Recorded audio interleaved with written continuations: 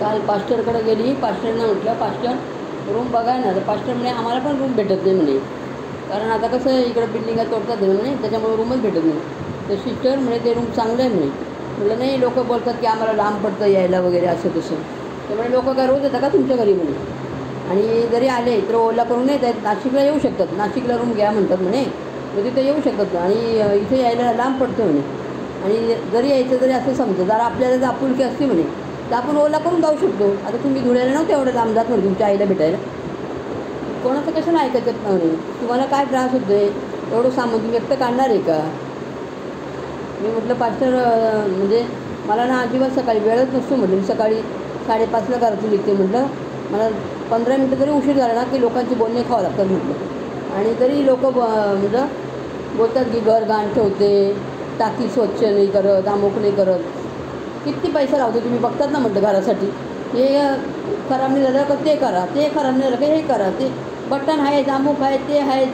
किती खर्च होतो म्हटलं माझा. तरी पण लोक बोलतात एक घर खराब ठेवते आणि स्वच्छ नाही ठेवत.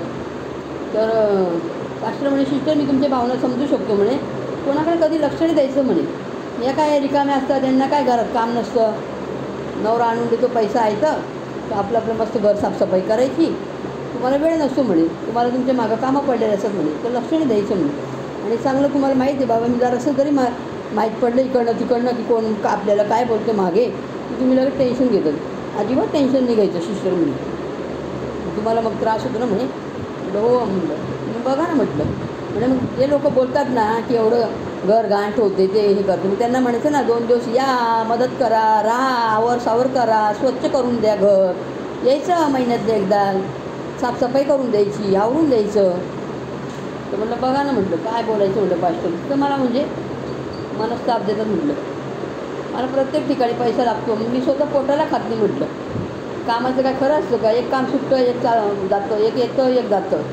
तेवढ्या याच्यात मी मॅनेज कशी करते माझं मला माहिती म्हटलं. तर पास्टर सिस्टर लक्ष नका देऊ म्हणे, अजिबात लक्ष नाही द्यायचं म्हणे कोणाकडे. लोकांना बोलायला काय लागतं म्हणे, बोलायचं.